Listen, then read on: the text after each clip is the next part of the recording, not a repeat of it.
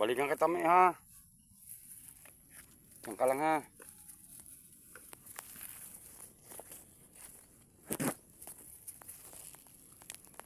Yan ang palibot ko.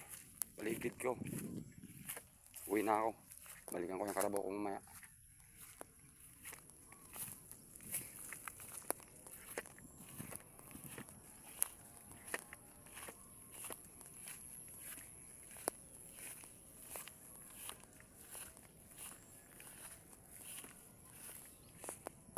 Paki-share, paki-like po. Ito lang po lagi ang video ko ganito.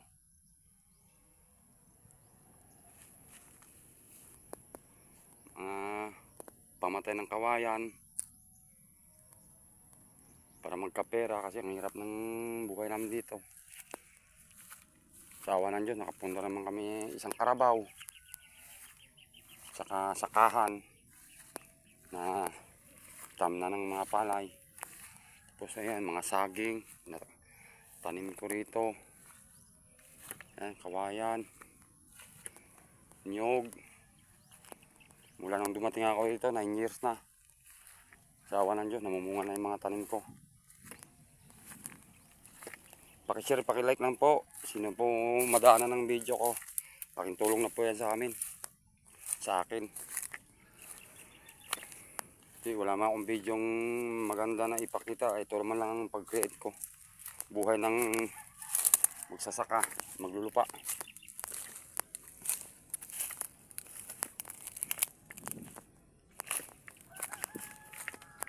Yan, tubo. Tanim dito sa Negros, puro tubo. Ito yung kabuhayan dito. Ako lang nagtanim, dumating dito, nagtanim ng mga nyug, saging. Sila hindi nila alam yan.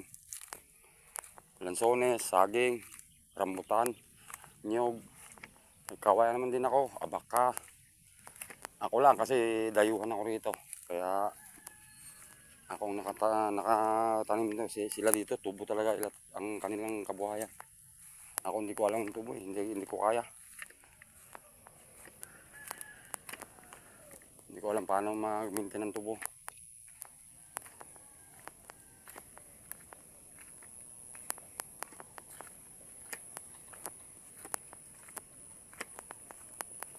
Yan ang kawain ni tita oh.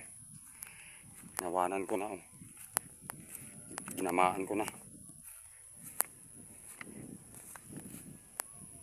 Yan.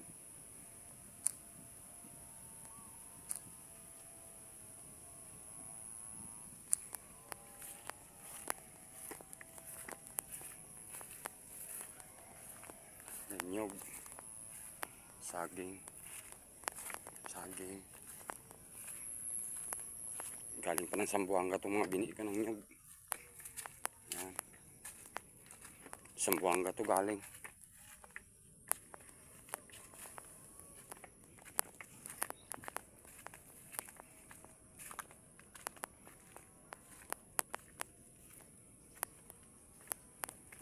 Mayaman ako dito sa tubig. Tubig lang, mayaman ako. Ano? Yan. Inukay ko. Ayan. Balon. Tinabunan ko ng ipa. Ito balon din. Ito yung ginagamit ng kalahatan. Yan. Ako rin nag-ukay nito. Ito yung nyug ko.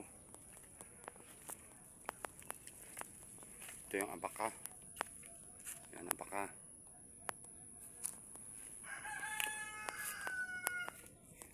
Pinya.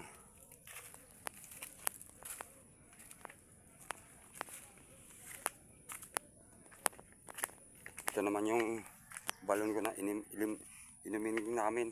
Yan. Yan. Ako lang nakagawa nito mga kamaglulupa. Pagdating ko rito, wala talaga tubig dito na inumin. Ako lang nakagawa.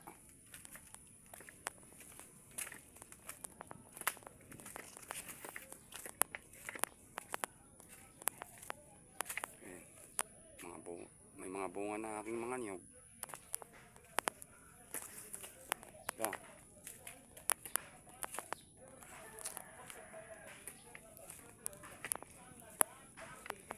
Yan pa.